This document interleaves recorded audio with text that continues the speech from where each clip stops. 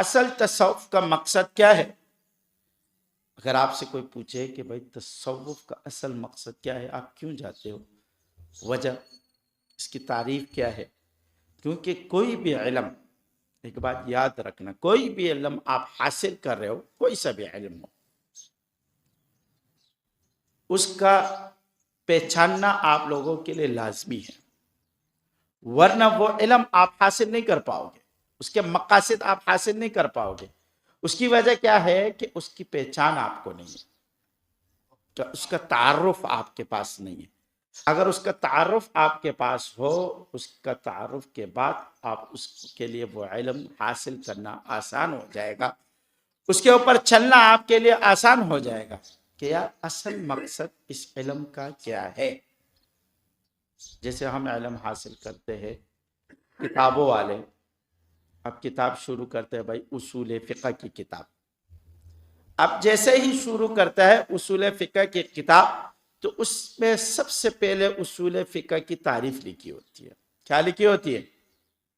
اس کی تعریف، اس کا موضوع، اس کی غرض و غایت، کہ اس کا تعارف آپ کو پتہ چل جائے یہ جو علم آپ حاصل کر رہے ہو، لے رہے ہو، یہ کیا چیزیں ہے، یہ آپ کو پتہ چل جائے۔ پھر اس کا موضوع بھی آپ کو پتہ چل جائے کہ یہ جو علم ہے یہ کس چیز کے لیے وضع کیا گیا، اس کے وضع، اس کو حاصل کرنے کی وجہ کیا ہے، اور اس کے بعد اس کے مقاصد بتا دیے جاتے کہ اس علم کے حاصل کرنے کے مقاصد کیا ہے۔ تو اس کے بعد وہ علم، وہ چیز، وہ کوئی ہر چیز آپ کے لیے آسان ہو جائے۔ اب آپ آ رہے ہو ہمارے پاس سلسلے میں، ذکر اذکار کر رہے ہو، ہاں کسی نے 35 وظائف کیے فیض النور کے، کسی نے چشتیہ بھی طے کیا، سوروردیہ بھی طے کیا، کوئی نقشبندیہ بھی طے کر رہا ہے، کوئی قادریہ، ہر سلاسل طے کر رہا ہے۔ تو ہمیں اس کا پتہ نہیں ہے کہ ہم جو علم حاصل کر رہے ہیں، جس کے لیے ہم جا رہے ہیں، شیخ کی صحبت میں بیٹھ رہے اور ان سے اجازتیں لے رہے، ان سے ذکر لے رہے، اس کا کیا ہمارے کو تعارف کیا ہے؟ آیا صرف یہ لے رہے ہیں کہ ہمیں موکلات مل جائے، صرف یہ لیے جا رہے ہیں یا ہمیں جنات مل جائے، یا صرف اس لیے کہ ہم علاج و معالجہ کریں، یا صرف اس لیے کہ بس ہم پیر بن جائیں؟ نہیں،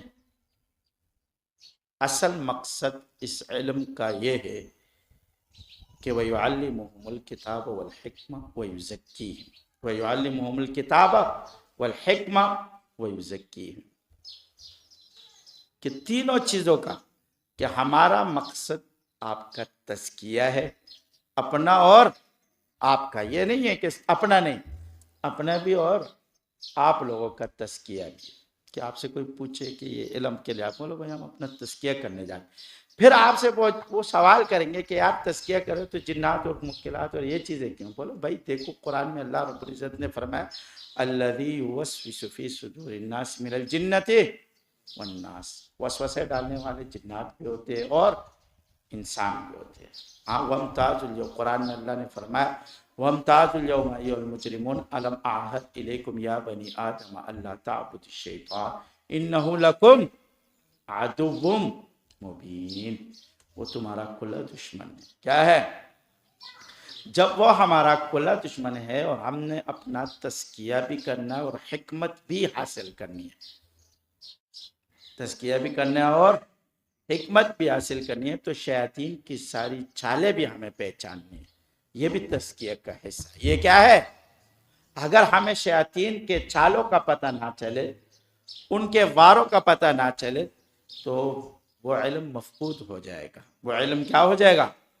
تصوف کے اندر کمزوری کی وجوہات بھی یہ رہی، جو پرانا بزرگوں کا تصوف کا طریقہ تھا اور انہوں نے وتیرہ تھا، وہ یہ ساری چیزیں سکھاتے تھے، یہ ساری چیزیں کیا کرتے تھے؟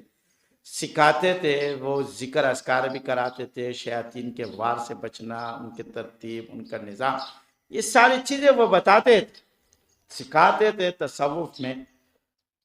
بعد میں مسائل یہ کہ بعض لوگوں کی وجہ سے آپ کو پتہ ہے کہ کچھ لوگ آپ کو علم کو غلط استعمال کر لیتے، کچھ اکثریت صحیح استعمال کرتے۔ یہ جو غلط استعمال کرتے، یہ باتیں جب پہنچتی ہے تو بزرگان دین ان چیزوں کو روک دیتے ہیں.